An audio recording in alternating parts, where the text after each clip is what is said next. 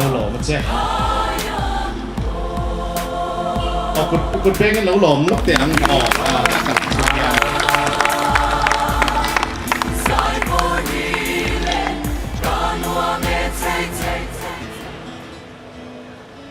phải lên nghìn ăn dâu ta qua là Roma qua về sông nhận hay lâu nghe được thấy nhà nên là mỏi lâu ta nga đi ta đến mấy Bangalore nga hi chuan program han nei yan chan hi han khop mai china atu te ma kan dem lo an yang chu ama seperin voina hei chapchar kut mang turin Bangalore ko buya mi zo te kan lo fuan kho ma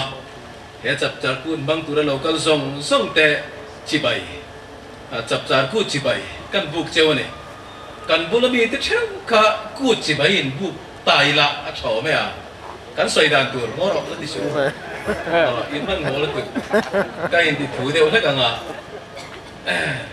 chapchar kut chibai kan in tianga kan in buk cheu don ne o le kuna i lo in buk dia te u kan di chale kan chapchar kut chibai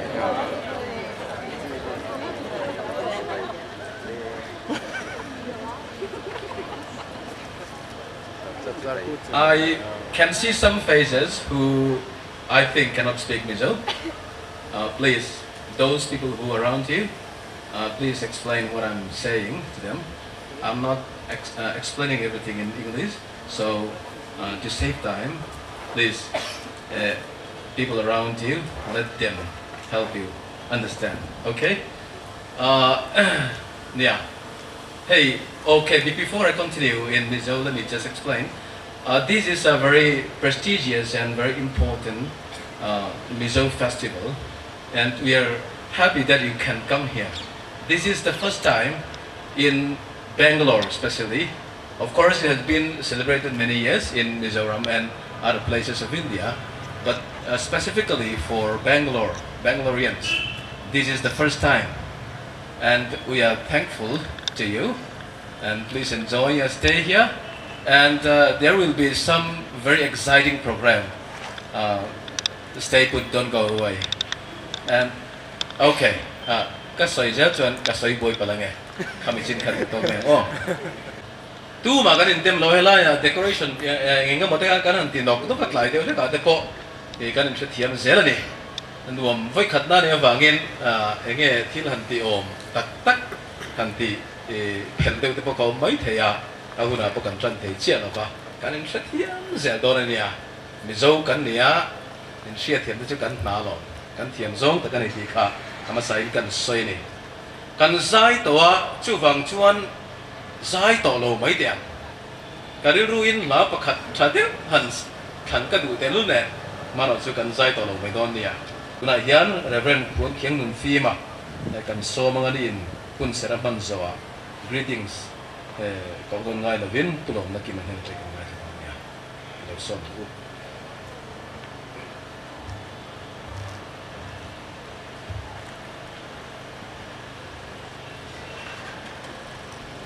Thì cần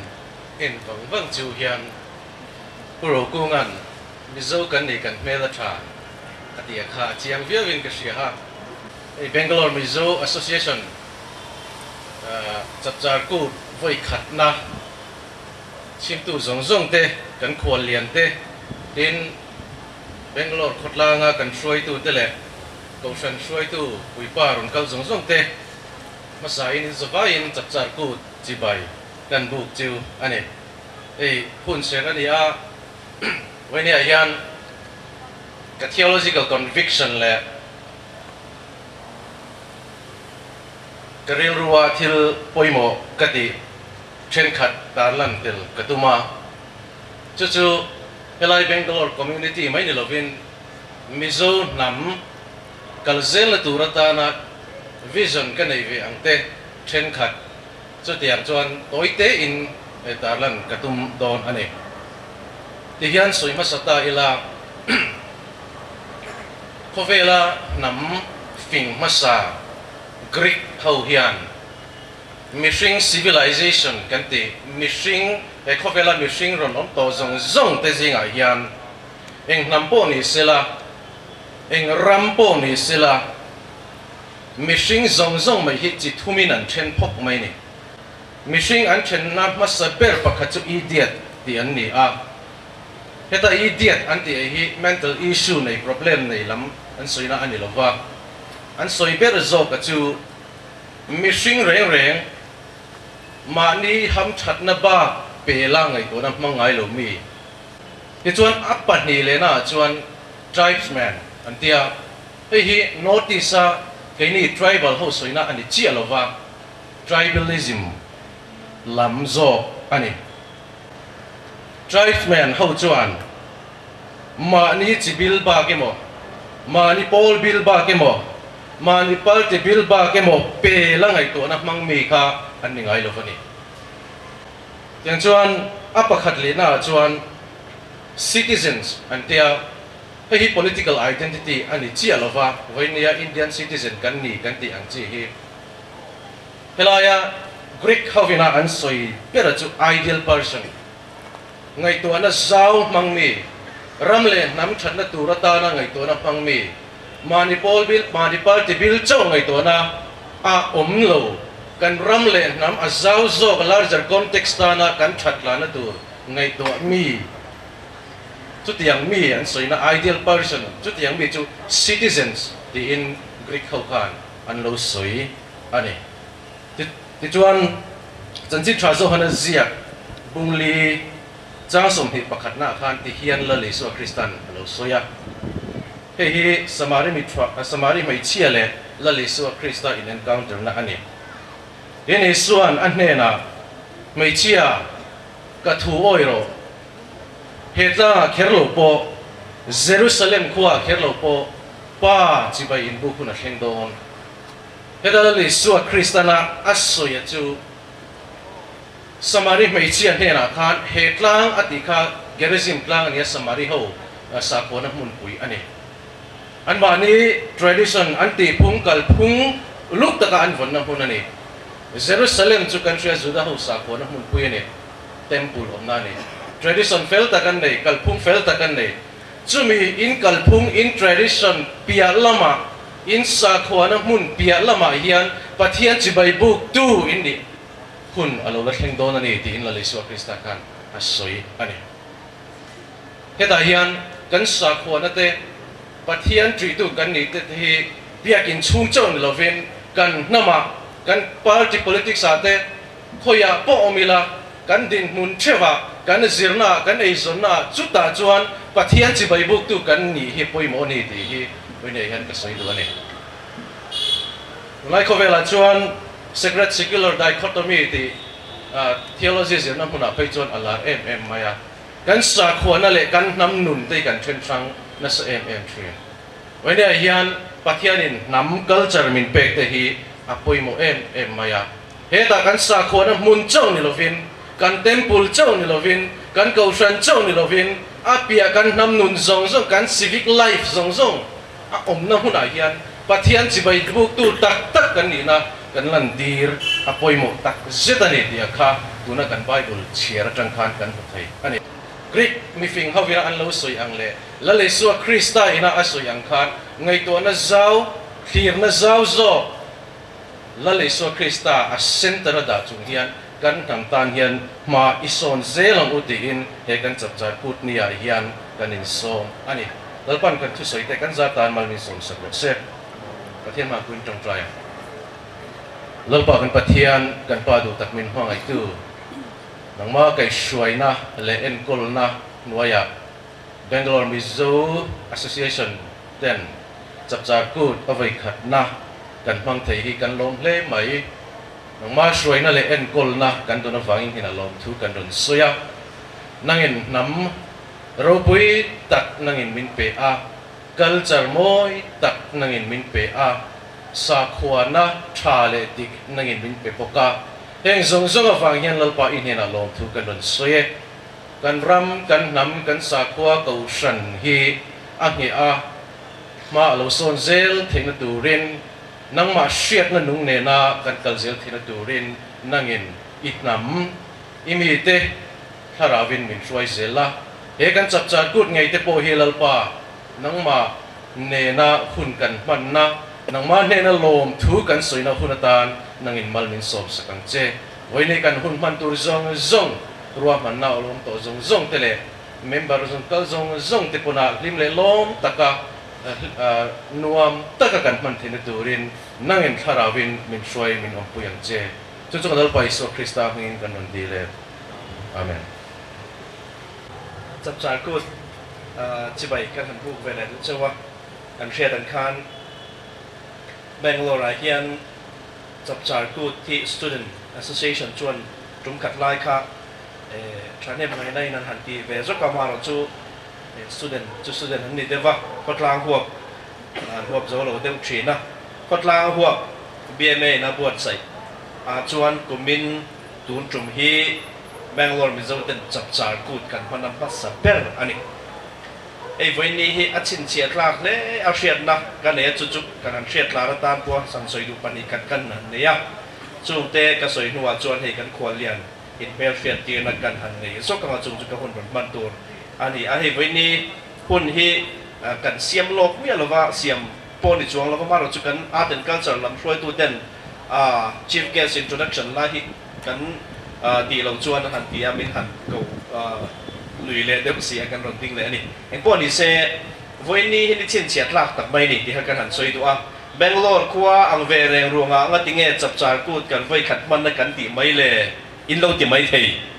มาเราชูแบงโลร์เฮียนตีด่านกันในฝั่งปุยกูดกันกูดปุยเบอร์ที่ออกตุบาร์โนเวมบาร์ข้ากันมังทรีนักกุมตินไอ้กันมันทรีนั่นนี่จับจารกูดออนไลน์ไลน์จับจารออนไลน์ไลน์ให้มีกูดกันมันไลน์คนไหนที่เกมานี่บีเอ็มเอกับพุ่งเน้นอินเนเรมเชี่ยเราเดียวฉีนะจวงจวนมันจากหน่วยง่อยฉีนไหมละกันมังเทลวะกุมินาโปกุมตีระจะจับจารกูดมังตีอินกันหันเรลเซนโซนะอามารอจูแอคทิวิตี้อัตตัมปากะกันหุ่นเน้นเฮรัมโลเล่ไม่กันเตียกันหุ่นผลเล่วางินรวมมันกันเสียมโลกแล้ววะนี่Sarkar Mizoram Sarkarin kar ni thum liam ta mai khan Mizoram Sarkar lama tangin le kha kan donga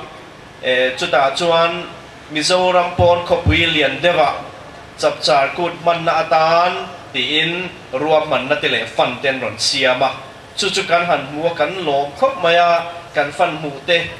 chap char kut man na ta na min nang fak thei ne kan hria ta wanginจบจิตตักไม่กันหันเรลตัวนี้จู่วางจนกันในบัวใส่นะฮีเจ้าตักเละปุยตักขานิเทลวะมาเราจะจับจากกูด observe ฟ้าเหตุลายพุ่นอ่ะกันเทอังเละกันเทียมังโตกันจับจากกูดมันนี่กันจากกันดูกันหันเรลอันนี้เกมมานี่มุนรำเงยโปรแกรมกันมันนำภาษาเปรนี่เป็นนี่อันหลอมมันนี่กูดีแบงแต่งูให้มีตามเทียนกันสดการช่วยตูเตจังหวะพอลมทูกันสวยพอไปเนี่ยยันขวดเลียนดูอันตักไม่กันเนี่ย Reverend Dr. H. Vanal Ava อามิงฮิมิเจ้าฟาดซิงจวนเชลล์กันตั้มเหลงงตินกระริงขวดเลียนผู้อาวกันในที่กันลมครบไม่เกมามีมัลตักปอยน์การหันตีการหันในซอยพอเนี่ยอาลูเรนจางเทเล่าไม่อาลูสินคารันจางเลยเล่าไม่ตีในการหันเชียจบจิตตะกินการหันเงนะเบงโลจุกตาอารมณ์ตีนเรลรูเน่อันนี้พอให้มันบีกระวังตักสัจจ์นั่นแต่พอให้นักกินบีกเข็งโลไม่เทมาเราจุดนี้กันขวดเลี้ยงตาในกันสมนะพร้อมตักไม่มินหันปมสักทีบีเมย์ปล่อยหลอมทุกันสวยก็หันสวยขัดดูกันสวยอันนี้ที่กันหันตาหลังมาสะดุอันนี้พวกนี้เซ่Reverend Dr. H. Vanal Ava ที่จางจุดกัว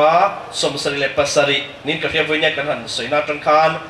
BD ติดดูเรียนนิวดีเซียเราก็ละอย่างส่วน BD เตะเสียโซนวินจางจุดกัวสมเรียดเลปารุสมเรียดเลปาลีจางจุดกัวสมเรียดเลปาลี BMA ดินกุมเฮติลายมุนเห็น MTH สิรินรนกันเลยอันนี้ BMA ดินโถมรีวาตเลยลายดินโบรวกเตปะมินเชียดปุยตูคัตลายคนมินเชียดปุยตูเตปะอันนี้เตรียมจวน MTH zero zero nuwa sang square som qua le patni di kashia som qua sang square som qua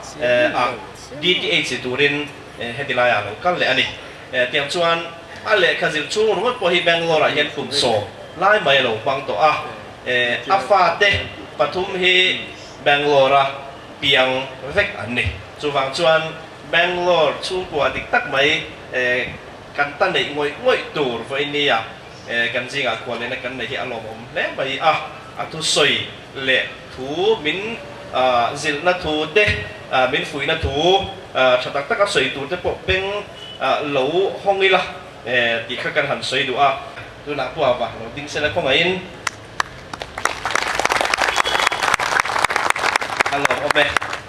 alom ome pu tro le tiang khan nakina BMA lama changa lo thu kan soi na te ka chu hun kan na siam ka kha kan ron bang chung jom tura ngai la kha etila changa hun kan ron ban thei ni mai selangin me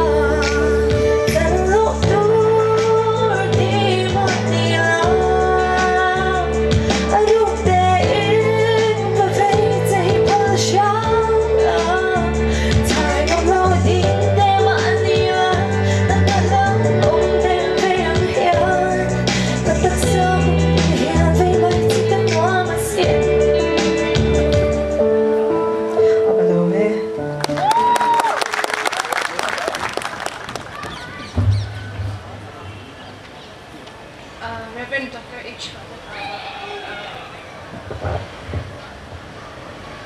Zoten chapcha kut voi khat kan manna ta na miron ta pui the hi kan lom emema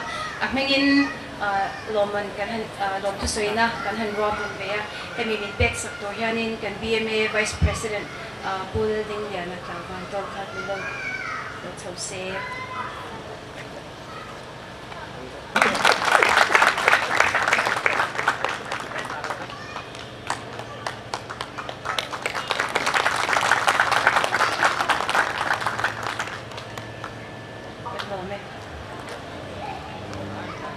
Balome, Utsaiman, le BMA President tu lom nakima, le employ tu te samsung le BMA member, boina he sabsar tu, mangtura, helai unga local samsung te, in sabsar ku sibai, kabu kecil, he Sabsarkut Bangalore BMA na hoi hot boy khatna kwalian nitura minan somi full of kai tile maya BMA din tan tir kung sam de ko somriat pali kan how to lo ni to Dr. John Ralte in Dr. Laru Chuanga, Upa Laru Chuanga, te Nulalan Himpui, Tele Kanmizo officer, Liante, UHT Sang Lianate, Purin Sangate, Laru Kuma Marte, Voina Yan Karirua, An Lang Liantarte Maya, Atuamober, Voina Yan Kualiana, and Transela. Good pa ani sela ani mele ingesia kei sa ka ko somriat palia BMA din tran tirlaya a member sakia ve mai in ma utpa di munakan ding hi kai si fleri ti kan soyamaro chu katiang anga du sakna minhan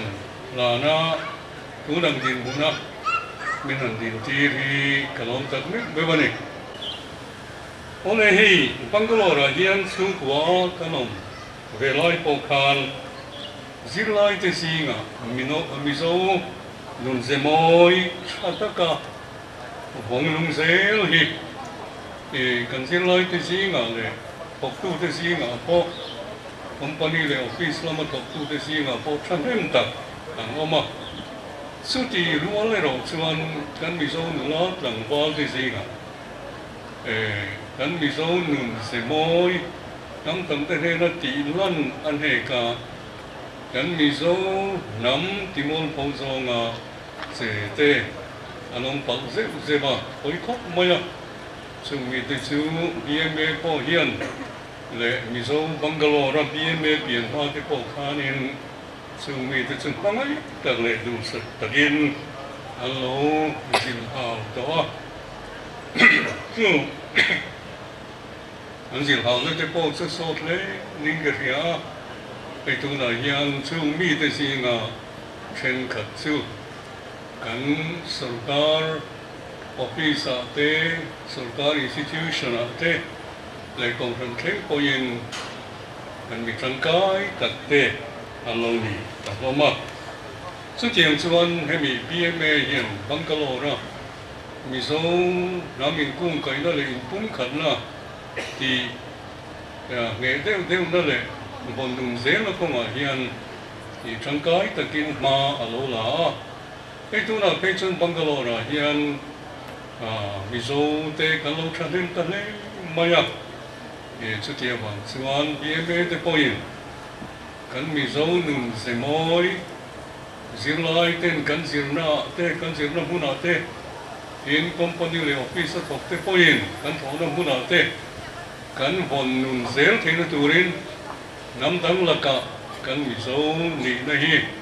moi taka alan so zel theina tu le kan Christian na mi te poina an ngai san deu theina tu ra tran kan lab na sa deu po tu le in karinga ichina ka sai to nge bi ko ma hian teng chap sar ku kan pan te hian min pui le tu ra ti kan ngai ni tin chút tiền anga kan nắm nung se moi kan chim nó le kan thổ na huna kan bon nung zel thei na tu ra tan chuan tlom ngai na chung chang tu hi te kan soi zau de banga kan hi ta yin mi zo tlom mai le hi kan pa sor ma sa te ko kan lo ngai luin kan lo chuang em thi na cái chim la ma kan pastor senior berte jinga mi reverend Sauliana min hi thang thar te chuan in tre lo mai thei reverend Sauliana chuan lo mai na hi mizo nam ti ro pui tu le ti zom tu ani ti alo soi thina tin marlama kan pastor senior tak mai kan ngai sane mem reverend sai thanga hoi reverend chal ni na ngai dan hi atom pui rualin khovel khiada po trom ngai na mizo trom ngai na hi achuan om thamani tin lo stoya tin chu bangka chuanin tun holama British sarkar om na noi kan om na ya kan borsa Makola te, hindi Paria te kani. So may na hi mizo katang nun por kong tu. Ten mihing nun prim mata na kay kuway na dan chatakani. Ten anong say may pokani. Kan missionary pupuanga Ezes Lorena kani. Dictionary buwa siya ma tong mai na hetiang hian na pia manin pe phalna mani bhasia lo na manin patsan na harsan na tuar huam na phiom tuar pe na mani phiom poi saklo na atu na awanga mani saklo zong po ti pe na ti khe lo na ti te in lo soi phia in reference ai ve man to mai na hi mani nom na le ham chan na ngai tu masalo wa midang ta na tho hi in a hil pi ani nisina kan hun ser phang tu reverend pi makhani recall te na mi fing ni na anan so idiot anan ti te le khatiang a chi di na tried an ti te ka ngang chi kha khovel tham dang te poina an lo mu sit le an lo ngai sang lo tak mai te an ni a tong mai na ero hi chu mi dang te ta na nu min pek na ani se ka chiam khom mai a chuan heng kan missionary te le kan pastor senior te na an lo hil pian atang hian tong mai na hi bible pathian pangai na Greek tonga akape anti nen hian aloin lat lo le ti hi boina hian kan zabai ria da kan soi war duwa chu ba ka chuan na li su mi zia le anun da nen po akal dun thale ani ti sin sia bok ila hei mi so win mi tlo mai kan ti te hi lali su ang poka mi re thei te le som do ngai te hian an ni a ko harin le than hi mi zo tlo mai da le a in zo mang bok hian lali su nun ngei poka ko harin le than ne a in zo ma than khur thu tak le a thin lai ber mi tlo mai kan ti te zuan lu khin na po lali sualum ha na le a pon tho tel a da na mun ni ti voina local ti chuan kan the o me su tiang tak chuan mi zo tlo ngai na kan ti le lali sualum hi a kal dun tha le rinom taka lali sual sui tu te hian tlo ngai na hi thau thak an in at takin an pui thina siêu vang in tròn mày này hi Christian nó vong chung à cần sinh đúng không? Và thiên mà ngày nó agape để đi na tan po cần man hi chale inana intinan rom bung som patum sang som thua hiền mà ngày nó chuan veng te ati kolo ngai lo wa siêu vang in mà ngày này đàn rộ phong kim na ni tia kan sir thin hi kan mi zo context a hi chuan rom ngai na chuan veng te ati kholo ngai lo wa chu wangin tong mai na hi dan zo pam kim na ni ti ni ta zo sela mi zo Christian te hi chuan pathian thuam zia hi tuna hian kan khrepi thiam zo kin kan nun pui thiam zo kan nun pui thei zo mai thei ni tin atom na ta na kan soi du chu mi zo nun ze moi kan ti hem trom ngai na rinom na dik na tai mak na kan ti te hi mi ring na pathian an na them la om rengani ti hi kan ri ra poi mo khop mai ma kan mi zo ten heng pathian an na pathian them Romai na te rinom na te ding na le tai mang na te kan nei wang le su tiang ngai san na kan lo nei hi kan pi pu te kha pathian khrian na nei anga soi lo thei lo an ni ti hi voi na hian kan soi du wa chu ba ka chuan mi zo pi le pu ten Bible God pathian tia kan Bible pu na ale lin hi tun atang dai to khan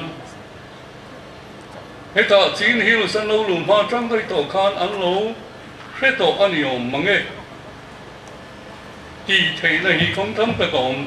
chu mi si nga chuan he pathian ming pathian trong kam kan lo nei hi achan pakhat chu ani ti boina hian kan soi du ani hey han kung sa Roman Catholic theologian does God exist ti le kabucha pui mai le kabucha de mai siet tu hian Nestorian te kumedi zasari vela China missionary luta te kha Bible an lo le lin na hian China tongin pathian hi thian an lo ti a tin chu thian chu ban soina ani bokani an lo ti hey kan mi so mi thiam te kan pastor senior te ngai point pusai ri ma te ngai po mi so religion ti abiti te si sa te lo sia kan nu po chui se la chung mi te chuan he pathian bing kan mi so pi le pu te na an lo riat da na hi an la chui chuak lei thei lo wa tu na kan soi te an lo chiar lo nge an nei kha sia ka hian an soi lang ngai soi ta kan khan khobe la Chinese ram rong bol tu te le Chinese Bible chiar thin te chu Chinese ho hian pathian kan ti thian pia Bible ang ngai po an lo nei na hi kum zabisari atang dai to khan Nestorian missionary te na Bible an le lin sakatang dai to khan ani ya mizo nun zemoi voin keng min hu chia voin keng he pathian nun mizo nun zemoi kan kal pui se na hian mizo te hian pathian hi hetiang kong hian kan lo ria ina ma ne nin lai sin na hi san dam na ding ko pathian ri na Christian na lo lung ha chan lo nei lo po ni la pathian rian na hi chu kan lo nei ring to lo ni ti te po hi boina hian hon te li la thain kan khia kan soi du tak chu he chap char ku ruam han tu te bme than hem ngai na kan mi zo sun nun se moi tro mai na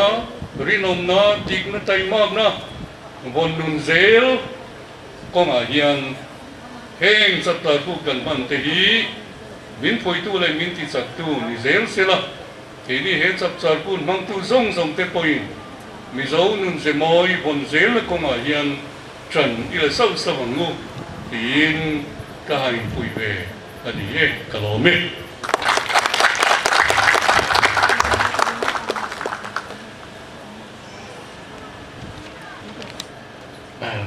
tụi mày nông tận mấy cần chia kết riêng cần ngay thả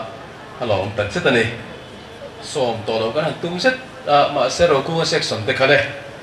còn chất chua cái này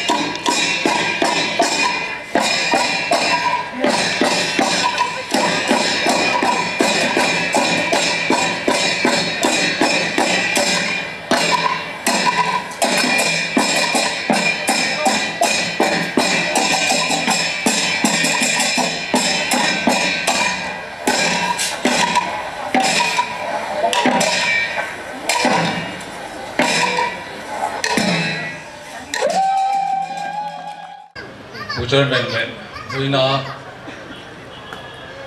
sang hi som ni pathum chap cha ko mangdua rong kal khom song song te le bi me khoi tu te buina in ma pan chief guest tong kam takin pathian an dan them ti le khovel le mizo po in thil hlu kan te na atanga kan tong kam ai hlu kan laman thi chuan lo rang ka chak le lung hlu aya moi zo mizo nun ze moi soi tu ra hun than me pe ka wangin lom thu ka soya chu ti rol chuan mizo nun ze moi pakhat ringot po hi sir tham ani laya minit som in pe chu sata chuak pe chu ni em long chu mo soi thiam har don le kan chi ge se changin thir tam ta kan ngai tha mizo nun ze moi a soi lo ka ngai poi mo si then khat ka soi thuak ka nga chuan angani a senior lam deuh hlek kan lo ni ve tawa thu kan soi rei an hlawa ni karinga minit som ti hin da a chu wangin kan mai operator lam ten lo chin se sela minit kuwa warning lo pe sa ti chon ten kan tile a top don nia o khovel history kan chiap chuan nam tin hian nam anga kan dam kho chu theinan le him ta kan ko sakho theinan in kai thona fel tak ti dan phung mu mal tak kan nei theu maya chu tiang bokin mi zo te po hian kan khotang ma kan khosak le kan mu ho nan kan khosak ho na tan zong nun je mo tak tak kan nei ya ko na hian then khat azol pui chu kan zir ho don ani pakhat na chuan tong kam moi china kan man chi bes na sri nual to a soi lo then khat ka ti kha tong hi mi hring te kan in zong na poi mo ta kan ni ya kan du zong kan lan chu ti na le mi dang kan va zong na ta na poi mo man rom ma sa ni an ti thin an bi le pu ten mi pian phunga rol ban lo an chai ngom na ngai lo tong kam moi lo an chu ngai lo bani mi zo pa chuan lam pui chang khata mi an be che ngai lo ong kama ani mo ko ngai kal lak lo lai point mi khora ni mo email khiat ani mo ni lo emo tong kam moi tak mangin email khiat ani lo kon be zer ro ti na ani o me tu ti agin tong kam thai siala man en ti a hoina hen tong kam moi ti zo nun je moi ti kan soi lan du pakhata chu ti chuan ka to panga he point ta chuan social media tong kam moi chum chang ani kan khovel adang lam to a lam pui chang khata ni ti ni lo khan media manga kan tong kam man te hi zo nun je moi khai chom nung je lang u pero media WhatsApp ate Instagram ate Facebook ate zonga eka mola ti mai te kan chin pop mai teru mi zo pi le pu nun se moi khan an du ngai lo bula hian chung te po chu zo nun se moi chom nung le tura zo pa te lai bim e ten ma la thar le tai la tin social media kan soi lai hian zo nun se moi hian alam toi po hi a tam le nu tu khi adik chia lo bok ani rum kan chu kan pastor pakhatin an nau pakhat thingtlan online a u te text message WhatsApp po ma lek khan text message rum thona ka u BAL pal ke chia kha MEM min lo TH te u ti hi a thona kan nau kha ma ni lo ka adam lo pa la cha kan nei don hin te kan kom thanga pa lan ni ni lo kan zu zonga ke jen hi chu enge mo ti tin kan mu theya sumo kan ko sumo kan thon ta balan hun ho chon aron phone le ron message le anu isa em maya ani chon balance an nei lo balance mi lo thun te ti na khalo ne adam lo khan bala cha nga min thon ru ti don he te bal khan ni lo an wat zonga an wat thon ta when I hear social media mizo nun je mo trong kam kan pan te Facebook te po chen ton FB kan han te kan chil per poi ai zat reng ni tro Facebook FB kha ma se lam toy kan ol tuk te po hi ke ma ni cho that role hian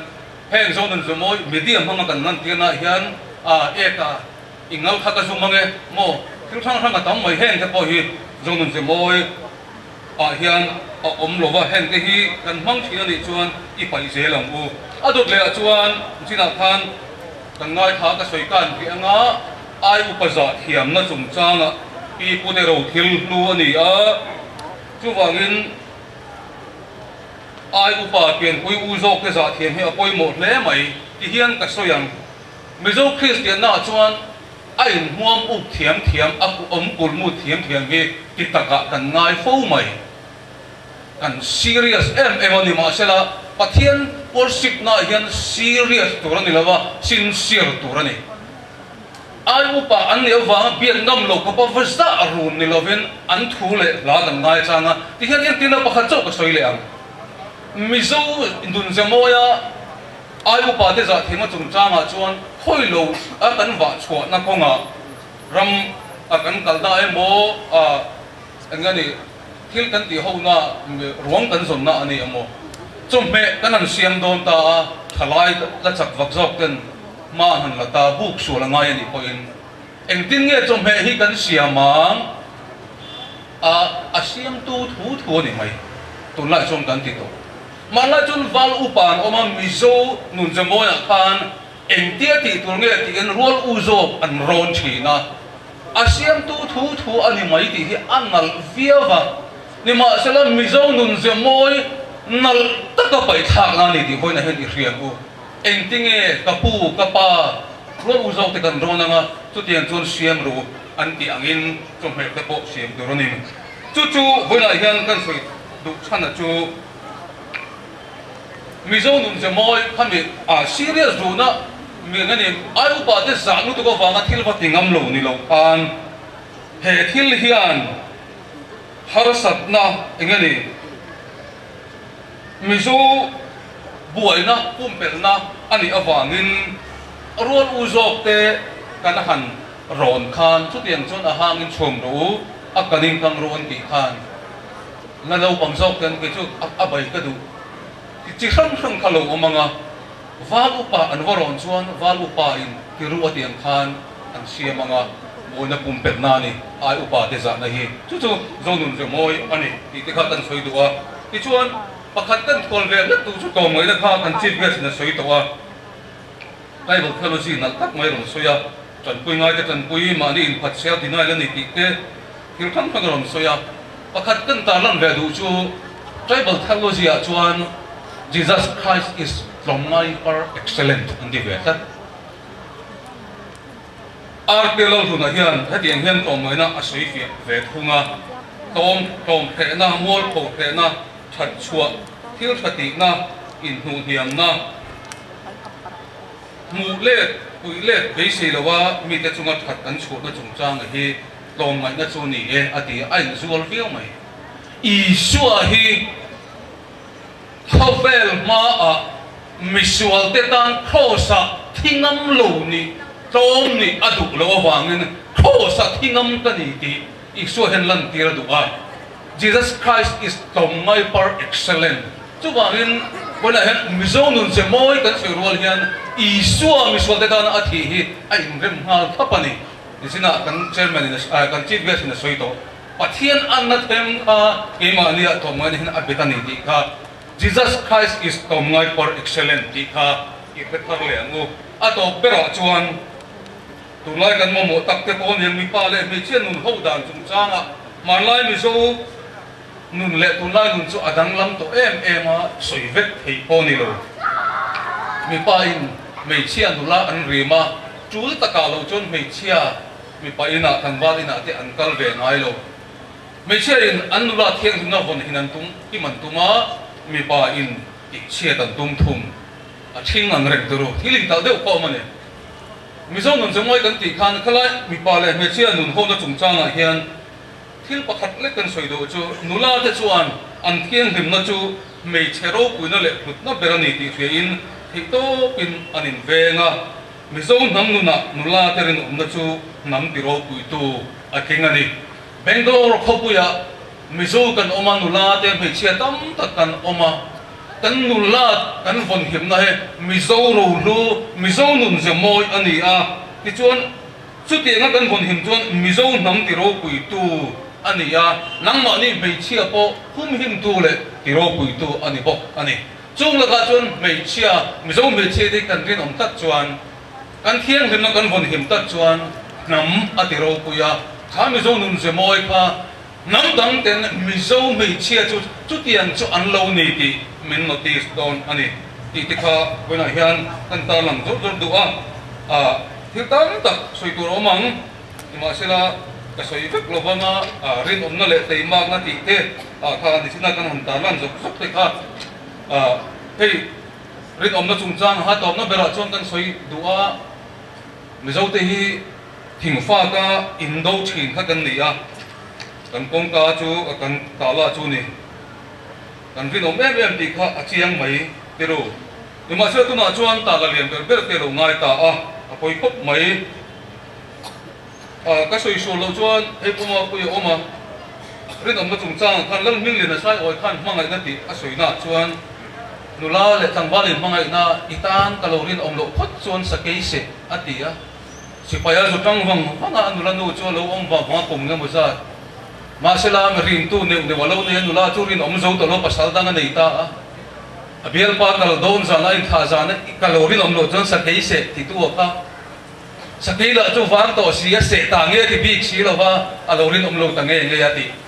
pol sari nge kan zet tha ring thina koina hian mi zo te hi rin om nam tu ma ani tu te phal lawa thai le lo te po in lak sak ngai lo thing fa ko kong kau china kha he mizoram po na kan ko sakko na te hen kan larin om zelem he zo nun ze moi hi kan la hong nung zelem ti te hi wena hian in en non le tai la chung te chu phom kim lo tak man ho tak ang rek si in chu ti tak si in kan ta lang thup ko kani kalo me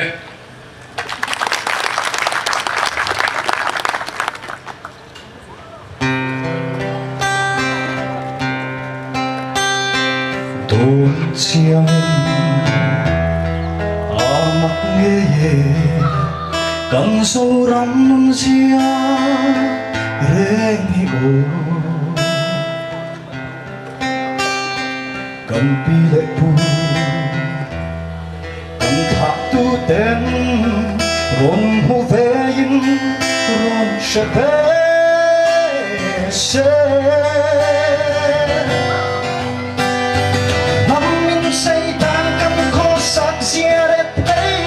Sain karhat to siate oh nei nung nung ven chin chin nung siaren kan buk mai le sia turkia tu tangan ngai no gei pen pe kwa kai ma ya bei se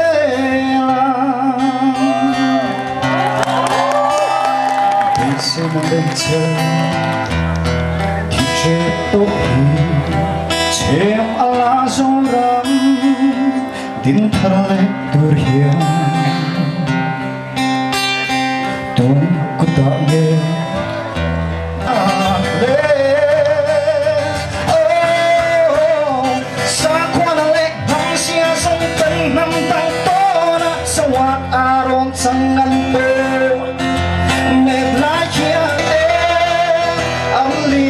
Selsi Zorang siap cah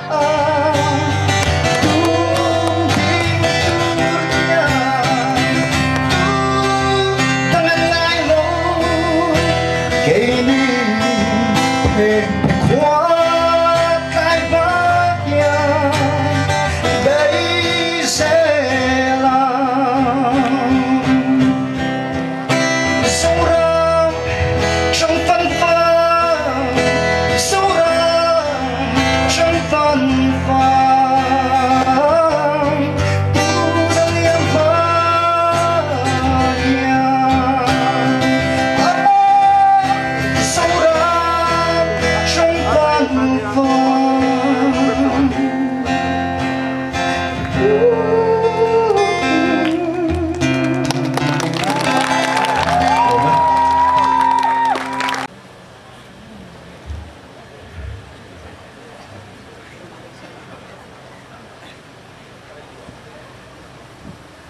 mi rui chỉ quay con nó ồ ให้เบงกลอระสับจากกูตะไฟขันนานกันมังตอนนั้นให้เกียงหุ่นเราปุยลุกตุกมาอย่างเกยเตะลุลเกยายสายเขียมันต่ำเตะลุลเนี่ยรถโซมาโอ้มาใส่เราจงใจงูอินโอ้ยพวกเรามีเฮ้ยสาเชียตันเองข้านินกันนินเปียกิมจังเดี๋ยวไม่กันนินส่งดันพันรีพอร์ตกระดัวสาเชียตะข้ามไม่รอนเบียให้จับจับพูดกันพังโดนในรอนเดลเพงไงมัดกี้อ่ะโอ้เฮ้ยผมตักจูเนียกัดเดียว่าลงมุมเวทีอ่ะ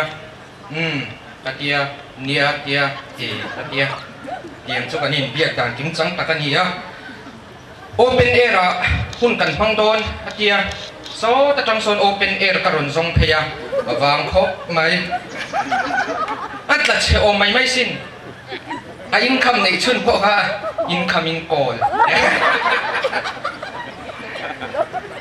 อรุยพูรินั้นเชนมเตสาวมคอยไล่จิบไปริงวตาทำโดยนาอมเชียงเตสิ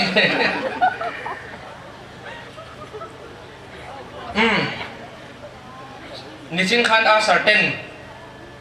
อีดินหุ่นไหนเราสวยเวชิมชุนโดนเนียนเตียมีเชโรมอลเกตบุลาคันชารานียอันนี้ตัว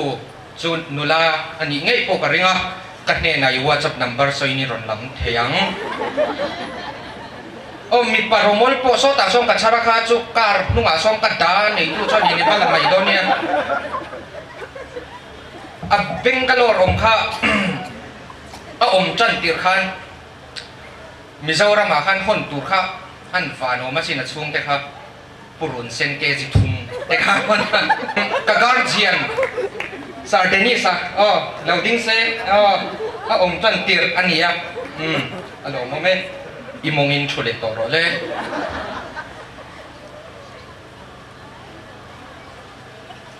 เอ็งดิ้งเนี่ยกันที่ยังอี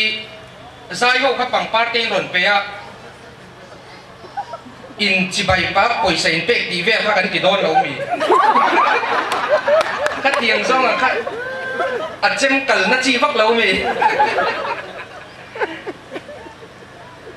อันสกุลกัลนัดสกุลปักหัตถ์กัลนัดจนนั้นสติ๊กไลน์เล่นเขาปะอันสิร์เตียวตัวแต่ขันหนุ่ยริแต่ขันหันพันแล้วอะมังอันขาดดูสินเฟียมทุดวัดหกนานส่วนไฟปัจจุบันอันเราอินสวาลานิกุมไลโฮลเวลคานี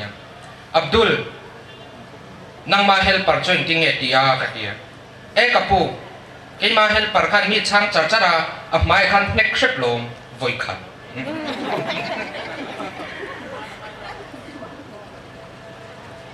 มิซาราไม่ยอมไล่คันนี้เพียงทัดชาวิวสิให้ละไม่รอนสุกเลยนู่นเฮียนี่งั้นถึงไอ้ที่อมตักปุ้ยมาอย่างหันเดียมิซารามาเจ้าปะเทียนแล้วกัลตูทุนใส่ให้ตันสวยเวที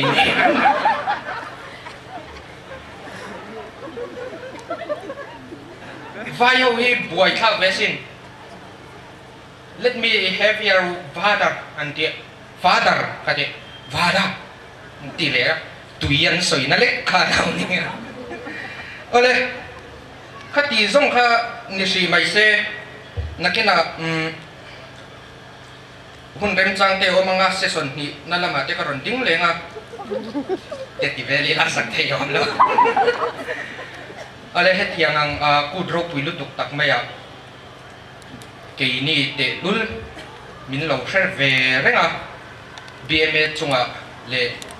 อาเดียนคัลเจอร์ซับคอมมิตี้จุงอ่ะทิ้งลุงตักินลงถูกกันสวยนี่กันรู้ไหม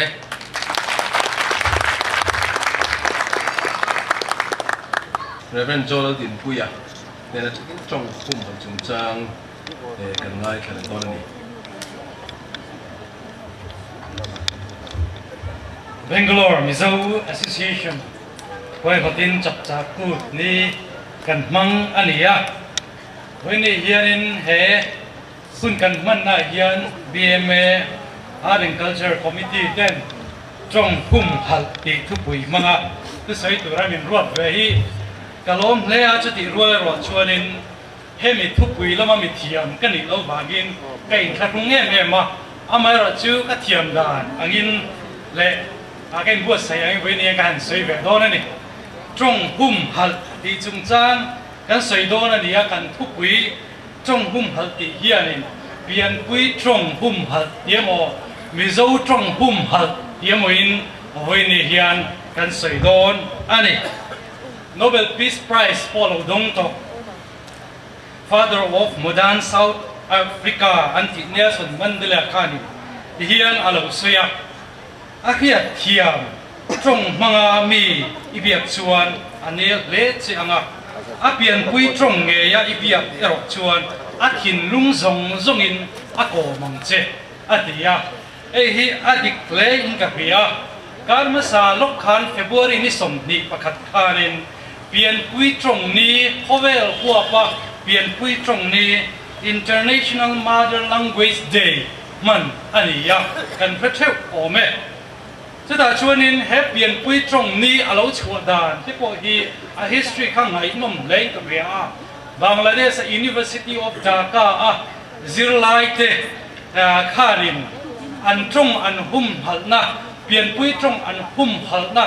อาวางินมีปังอาอินนุนนะอันจานสังขสุขวสมงานปัตนิข้ารินเฟบรุรีสมดีประคัดขานช่วมีเอียดช่วงเซลกัลเซลข้ารินพอเวลหุ่มหัวบินยูเนสโกขานินเปลี่ยนปุยตรงนี้ฮิมังสุดานี่กุมินาอันทุปุยข้ากันเอ็นเวีย multilingual education and necessity to transform education ที่อันนี้ช่วยมีอมเสียชูอันมานี่เฟียดเทียมตรงซิรไลกัลปุยชูซิรนะที่ดังลำตู้มันรัวปุยหมดตะกันนี่ที่อังโซอันนี้ชื่อวางช่วงเข้าเวลเฮียนมานี่เปลี่ยนปุยตรงที่อังไงปุยหมกจวลเอ็มอินเดียพอเฮียนอังไงปุยหมกเอ็มนี่ที่ชวนนินอาตมโซกันเปลี่ยนปุยตรงจุ่มมิโซตรงอันนี้มิโซตรงอมเสียเลดินหุ่นปุยหมกนะครับโอ้ยเตียนหันสวยกัตุมาตรงซิรมีลิงวิสที่ชวนนินมิโซตรงกันที่ฮี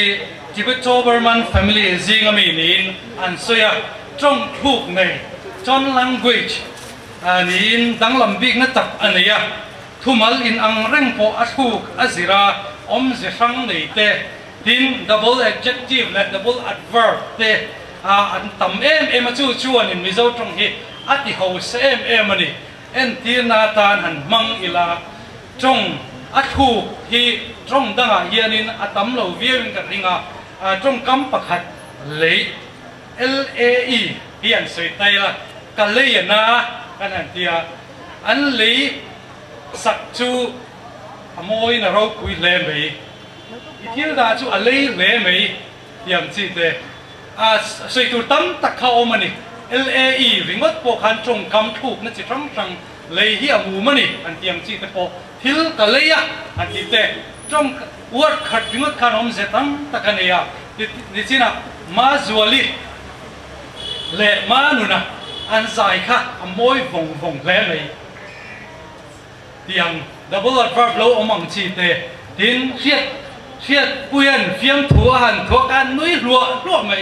เตียงเจียงเตไม่รู้จงหูสักนาทีอัตมเอ็มนี่ปุ่มสังกัดกุศลสริปังอาคาร Mizoram Legislative Assembly ชวนนี่ The Mizoram Official Language Act 1974จูอปาสะสุรคาร์ปุยมานี่เปลี่ยนปุยตรงที่อังไงปุยโมเอ็มGAD มิโซรัมสุรคาร์ปุยจูนิสมนิประคัดนิกุมาคานนิกุมมาสาอาคารสังนิสมนิประคัดคานิน Office Circular อารอนติชัวกาอลาร์ลิงกับเรียมิโซรัม Official Language Act 1974เบชันินสุรคาร์อินโดนั่นแหละมีปุยเชียดตีนั่นแหละข้าเร่งชวนมิโซตรงอาเซียเตลเวกตูอินเฟียตีนะครับอันที่ช่วงเงอันนี้ครับสุรคาเจ้าปเนี่ยเราเป็นโตทันเลยพอทางปเฮียนินมานี่เปลี่ยนปุยตรงหิอังไงปุยโมเอ็มหุ่มฮัลตูรินทันอะไรนั่นเอ็มนี่เซนทรัลวายเอ็มเอยินนี่จีน่าสยามทานเอาไว้แล้วทุกปุยกันในชั้นแต่พออันนี้อ๋อแม่เซนทรัลวายเอ็มเอชวนนินทุกปุยรำเล่นำหุ่มฮัลอักลปุยเมกันนี่จะมีโซจิงชวนนินตรงหุ่มฮัลอัดเดลเงอันนี้ออกตุบานี่สมนิปนินิกุมาคานินชิน Association of Maryland ชิน New Year ค่ะ Maryland Columbia khanin amang chita chunin Mizoram lam thangin Myanmar rama changa Mizoram ral tlante anlo tan puya wangan lom em awanga lom thu soi na nipa formin kha celebration khanin Central YMF President Pulal Ngetate in Assistant Secretary pu Professor Malsong lianate in Central YLA thangin purwat puyete kha an soma an telan kata kan USA ka omvela ni wangin min som vea avatel vea chuta pulal ngeta Central YMA na thu sei chu karil ruwa renga anua ka ho nu po khanin kan ka thlen in pa Reverend Dr. Biak chu ne po kan sei du nge ni chuta asoi na chuanin zona kha unau zong te hian mizo tong hi thiam itumila kan thiam lo ni pon khriat thiam tal itum veangu chu kan in pum khatna tan apoi mo em ani tin Chin Association of Maryland Hoi Hot Chin New Year kan sei ni achan chu kan program kha mizo tong man ani lova nima sela kan in pum khatna tur chuanin zona kha krang te hian mizo tong hi engamo chen kan thiam ve chuan kan in pum khat zel don ani ti kha asoi ni chuta ko khana po hian sinot in khom pui sang hi le som ni in khom pui khanin hi hian thualo pasa mizo tong hum hal von him le manwa ti kha alo pas dei to chu tiang tur chuan ko ran pon chan alo la mizoram thalai Christian pol sang ni som ni ro rel po khanin ti hianin mizo tong hum hal le ti mason ponga mala ni se ti na rela ti chuan seminar tem panel discussion te tong hum hal chung chang khan ma na sa takin alo la to ni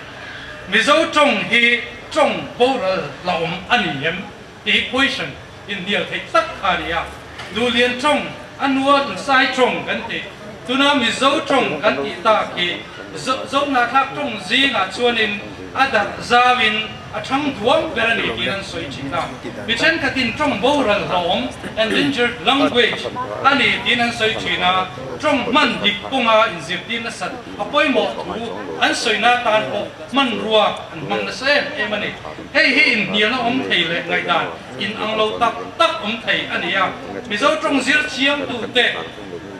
mizo linguistic lama mi thiam te ro chuanin din mun chatleu tak le ral mei thei tura zo tong hi an ngai lem lo in zir chian na tong chuan mizo tong zir chiam tu UNESCO chuan mizo tong hi vulnerable language zina ada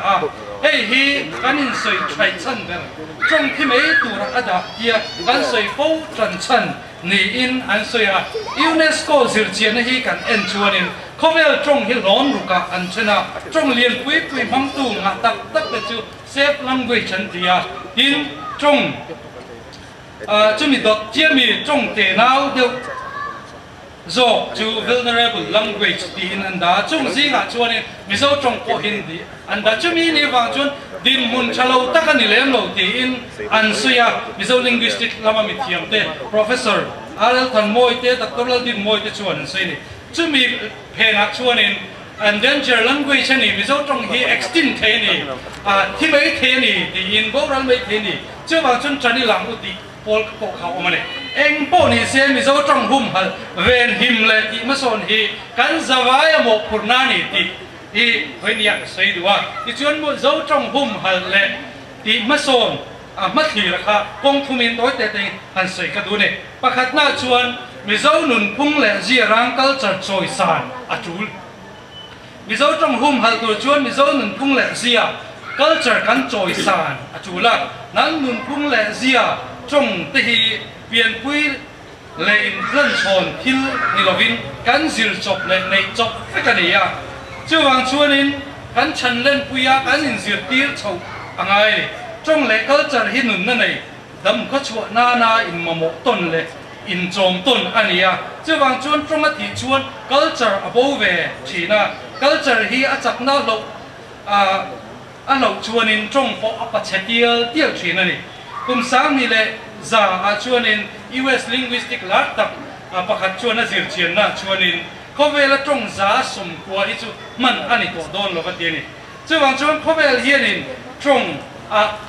global culture kan lu ta chuwang chuan kan culture hi kan in pum ton me kan ni chú đình huna chung kan oma wangin với này hiang kan trong hi poi mo em à hiam na le mason na do dal zonga culture hum hal tum chu hil fin kha lo le hil ti chi lo tak ani anga chumi wang chuanin eng kiangin nge kan ma chonang heng global culture ra kan to na hian ti hi ne nam nin puar khom tu chu kan trong hi ani tlata khowela hiam nam te nau le chak lo zok tam tak op be chim ral ania chung ho zong in an har sat na tu trong awang ani chu wang chu voi ni hian mi zo trong kan hum hal a kan ve hi ma kan ti ma son hi voi ni hian kan ti tu ani a dot le chuanin mi zo trong mang tu kan tam theina tu ra chan la hi a poi mo em ani mi zo trong kan hum hal theina tu ra poi mo tak pakhat chu mi zo trong the dar a mang tu kan tam hi ni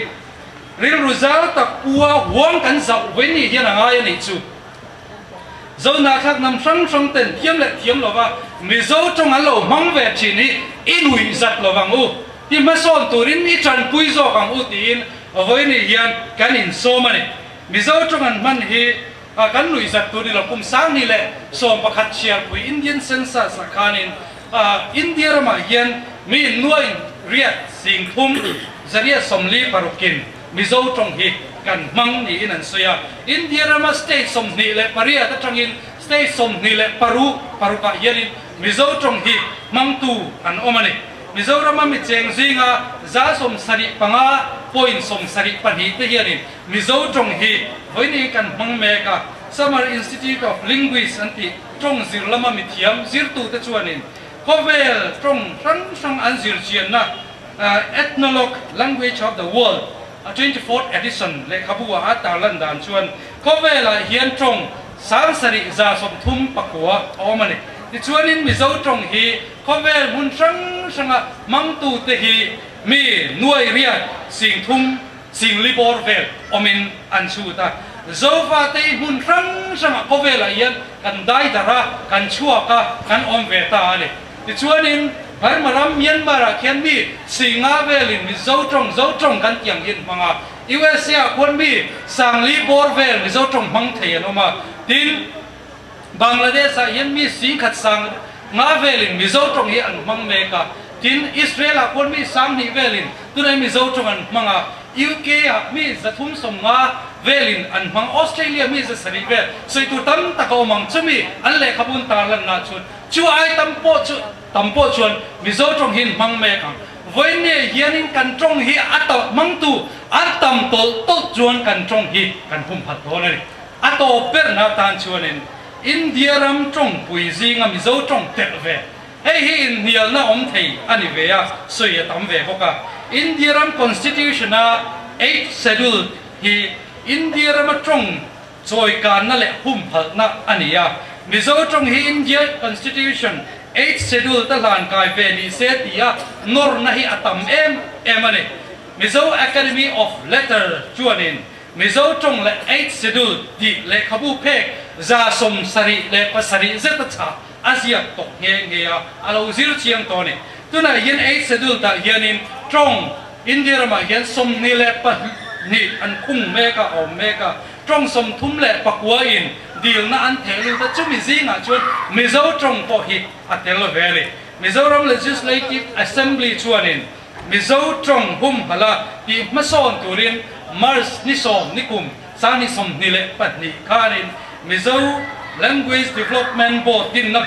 bil kha Assembly House apasta a avoini hianin mizo Language Development Board chu akal chho me ka mizo trong hum halati masona avoini mizo trong kan uara pian pui trong kan uar thena tunin ma alame kani chu tiang chu sarkar point abeya 8 schedule ta a oma a thatna tur te ko ka soi tur tam ta ka om voine ka soi man vek lem lo ve a top na tang kom na tan chuan mizo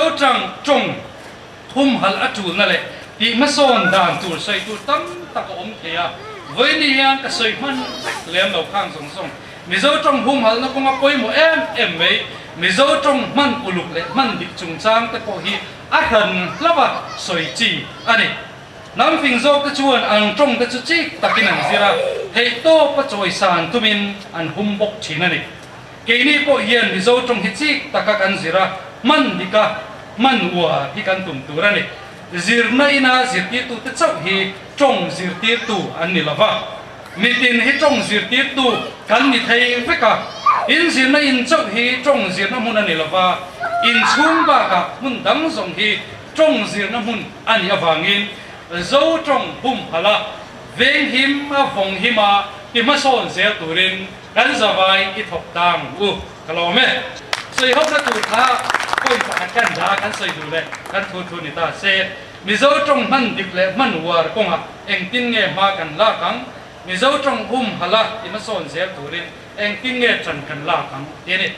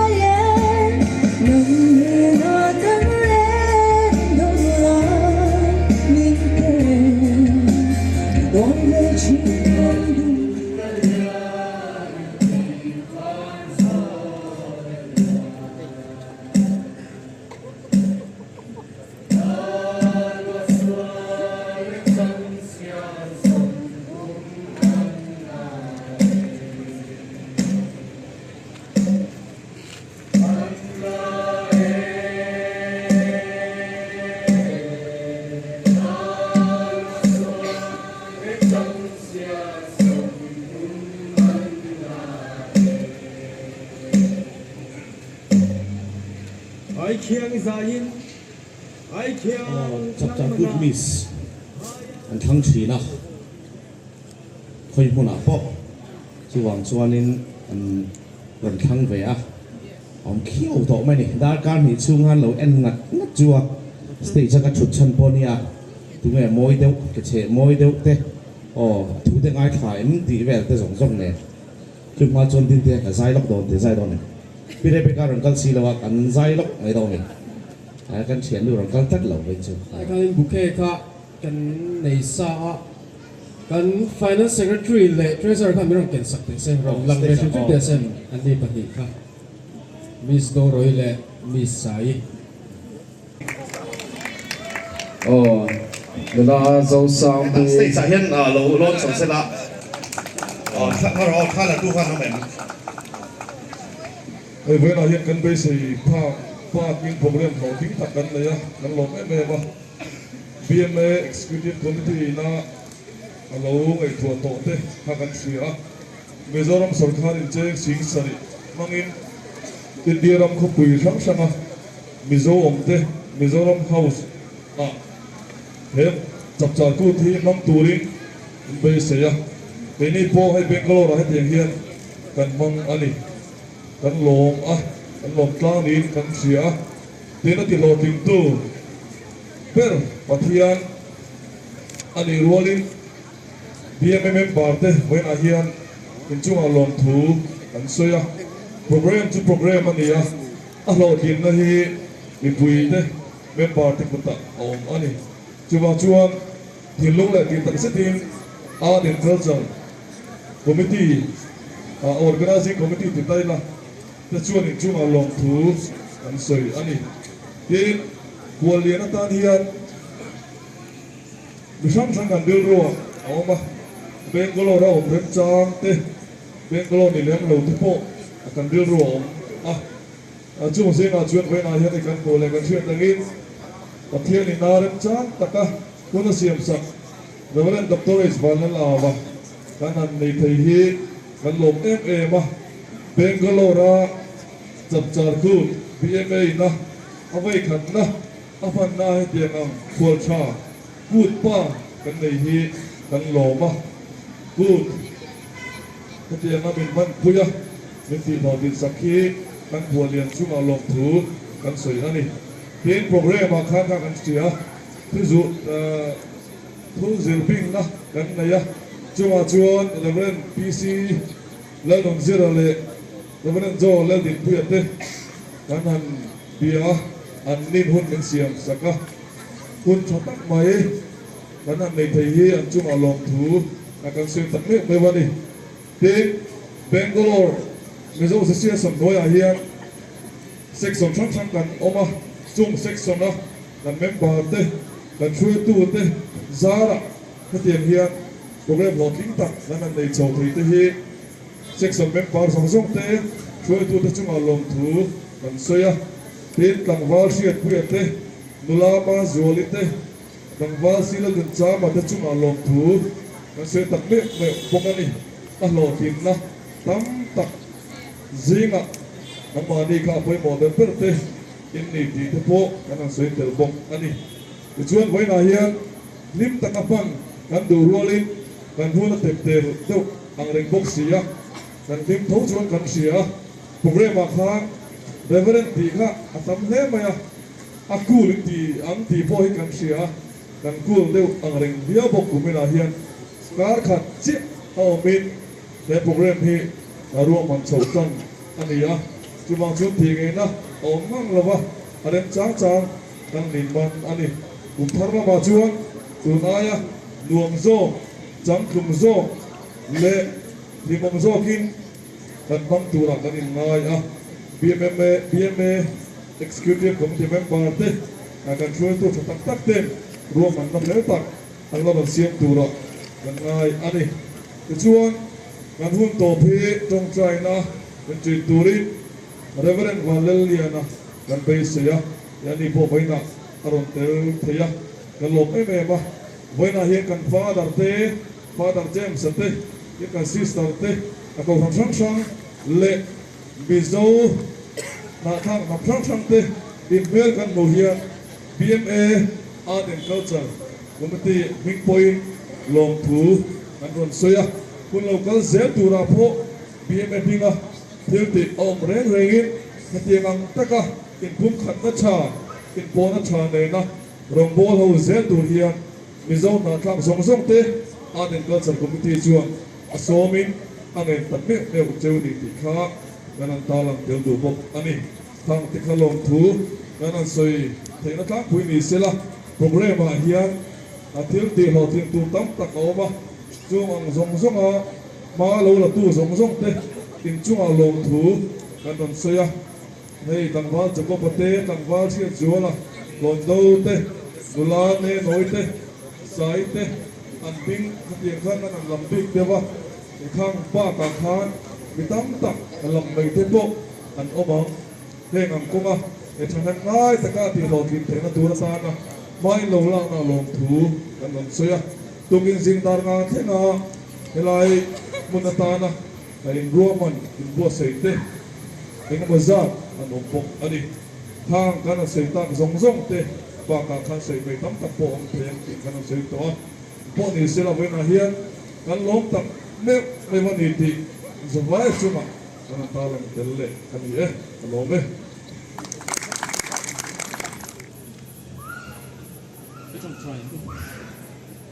lalpa kan pathian sungun bet voin anian inena nom thu soina tur kan banga he Bangalore khapui zau le lian taka hian zo na thap nam pe frang te ta na lalpa nibi nichin siatla chapchar kut kan man voi khatna ni turin voi ni hi min ruat saka inena lom thu kan soe hedi he chapchar kut kan man theina ruam nan na fel le fing tak nei tu Mizoram sarkar kan shuai tu le phunai tu te he kan phutlanga kan shuai tu te mo phuna le chanvo nei tu zong te le voina he hun ti ho ting tur local khom zong te bang po in lalpa lom thu kan chu le cheni mana chuan kan ham chan chin siap tu ten nam mol nam kol sen namazonga ban per ti in kan chan chin an ziakin an soi thina voina ro chu lalpa chung chu mu tur a talo hei min shuai na le min en kol na te min noi na wang ani ti kan sia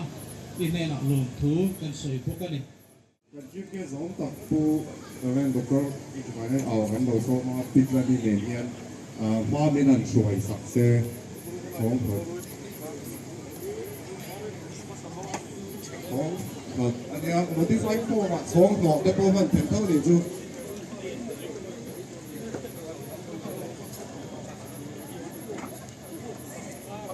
ti khan kan chief guest ten an ti zo hianin lipui te a hanin kan on sem phenga kan du sak zual ka kan in par ton yo ni 1 2 3 kan lo me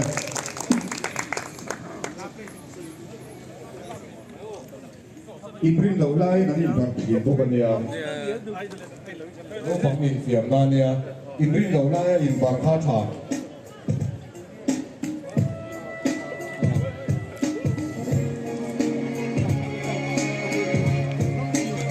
lồng cơ rô hết à lồng cơ sẽ rô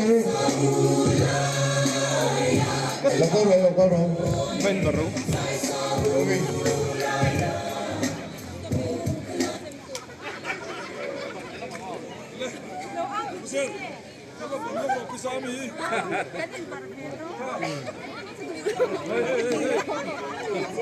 Oi, bora.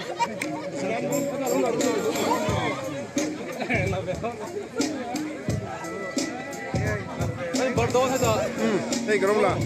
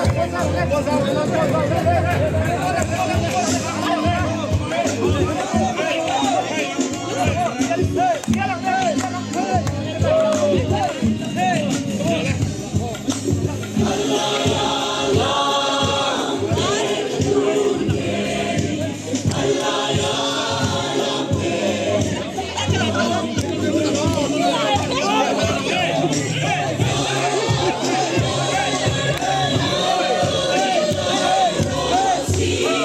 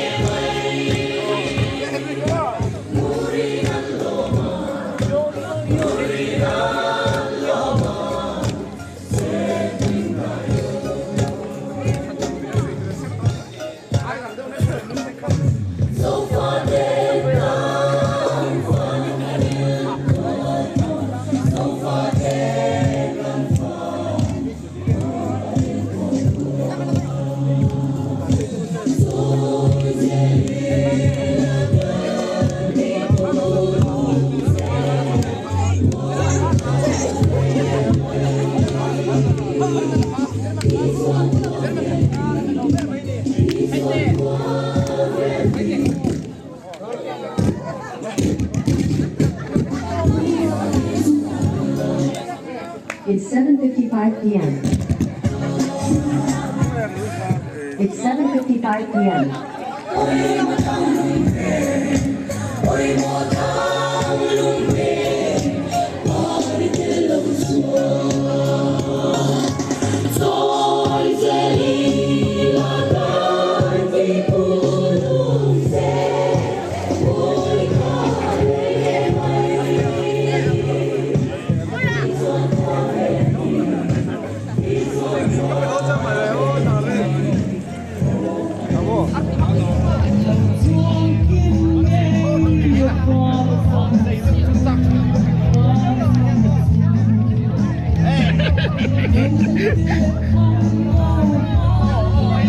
Hasta